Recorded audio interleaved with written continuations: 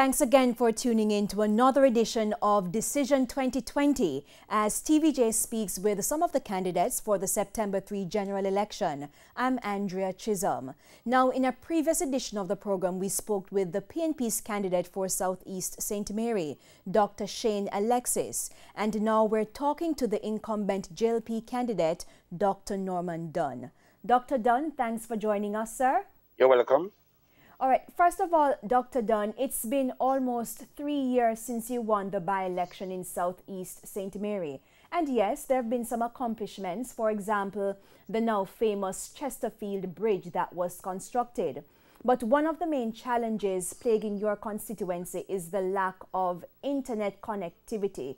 It's been almost non-existent. Do you have a plan to address that, sir? And what is it? There have been quite a bit of achievements. I mean, as a matter of fact, the achievements rivals anyone, maybe except Alvarez, who has had this constituency. And these achievements have been made only in 2.5 years. Significant achievements. So I'd like to correct that. But there wasn't an error though in the Dr. Dunn. I simply pointed to one of the achievements. I've seen your list on your IG page. Right. I'm not saying there was just one. Right. I said, for example, because that is one of the most popular one that was brought to national attention.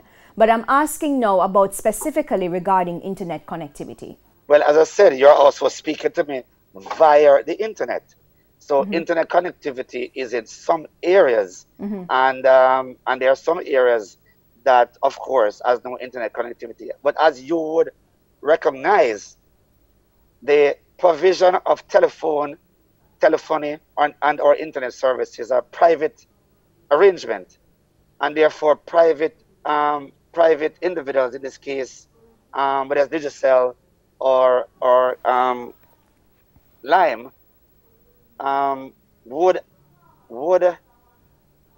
I believe assess their business plan, and of course would institute these arrangements in the area that they think, I believe, I cannot speak for those companies. Yeah, but I'm sure, Dr. Dunn, you can make representation. However, I have made representation. I have written to both providers on more than one occasions for the areas that have no internet connectivity. So I have done that on more than one occasion. Okay, so you have made representation? More than once. Okay. All right. Another issue I would like to raise, Dr. Dunn. I pointed earlier to some of the achievements that you had alluded to on your social media page. For example, the recreation center in Anota Bay. But one of the things that you told our producer that was not yet achieved is the industrial zone. What happened there? And if it is that you're re-elected, what's the plan going forward? Well, you know, as an individual, I like to be measured by what I say I will do. And I think I'm one of the few member of parliament who produced a manifesto when I ran, and I have not produced another manifesto because I like to be judged by what I say I'll do. Now, that is one of the items that we had on the manifesto.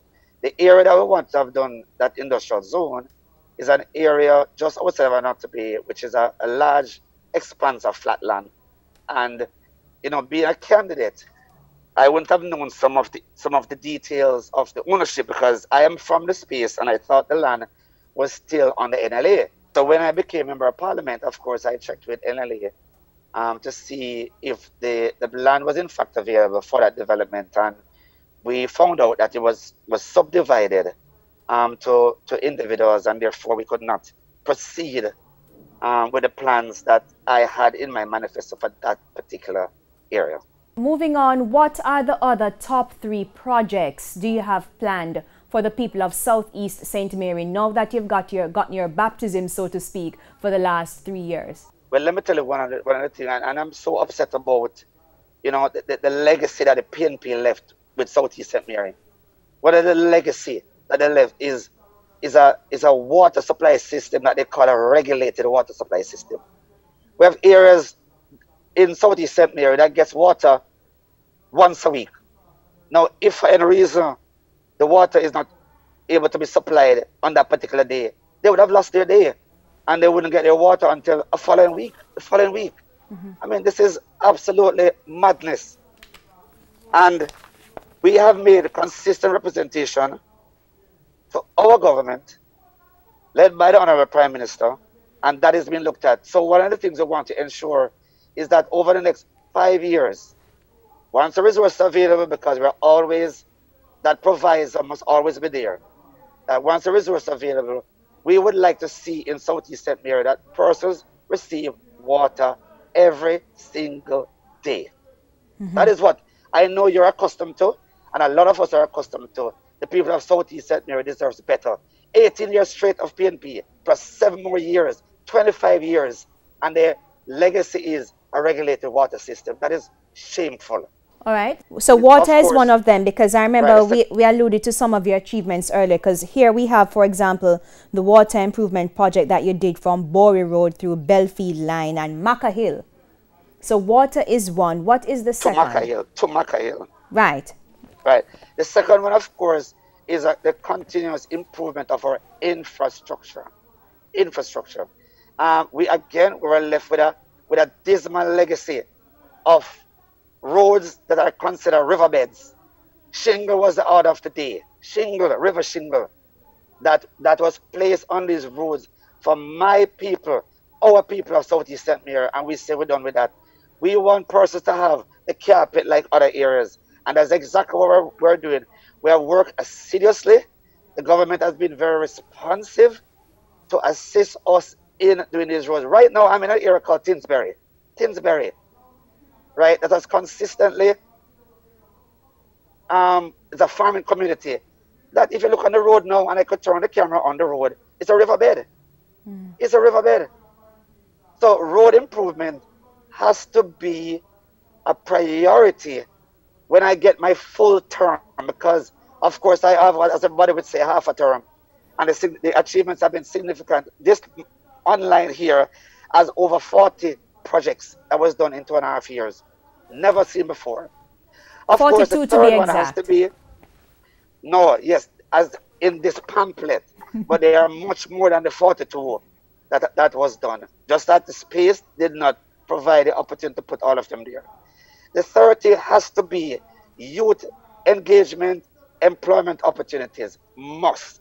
And that includes continuously building out recreational facility for the persons, the youths of Southeast St. Mary, whether is male or female. We were successful in doing at least 3 or 4 assisting with one. We did the Westmoreland Oval, which we proudly renamed the Not to Be a Multipurpose Complex.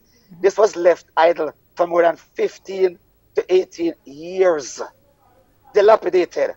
And we were able to do that in less than a year after I became Member of Parliament. We have upgraded, we have started some work on the Fort George field, we have started some work on the Lewis Store field, we assist the youths in Luna to expand their field. In the case of the Not to Be a Multipurpose Complex, we have put light on that field, and we want to put light on a number of other fields, including Dover, Lewis Store. We want to create a new facility in Belfield for the Belfield area. We want to put light in Richmond on their field, and we want to do one in the westerly section of the island, whether it's in Luna or Luna Field. Now, employment opportunities is, as I said, youth employment engagement and opportunities is including the provision of, in this case, what I wanted to do is to build out that industrial zone. So that will provide some opportunities. Of course, as the economy recovers stronger, we will have multiplicity of opportunity for youth. So we want to engage them from now in training to ensure that they can access these new opportunities. And before I go, there's one thing I want to say too. In the Not to Be area, there are 2 factory shells that when I was a little boy, they used to have what they call a brazier factory in that area. The shells are there. We have approached the agency, I would believe, not the agency, the company, I would believe have access there. And we want to take it over, of course, with their permission, We also want them to assist us in renovating it and to rename it after that particular company.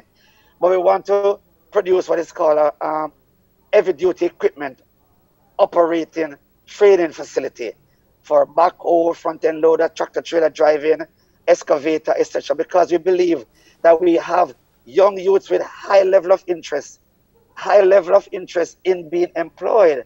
But we want to give them some skills which are in demand both locally and in other jurisdictions that they can in fact access the opportunities. So we are not going to center and we're not going to just zero in on any one or two opportunity, but we want to broaden the opportunities to include some things which was never done before, like tractor trailer driving and heavy equipment operating.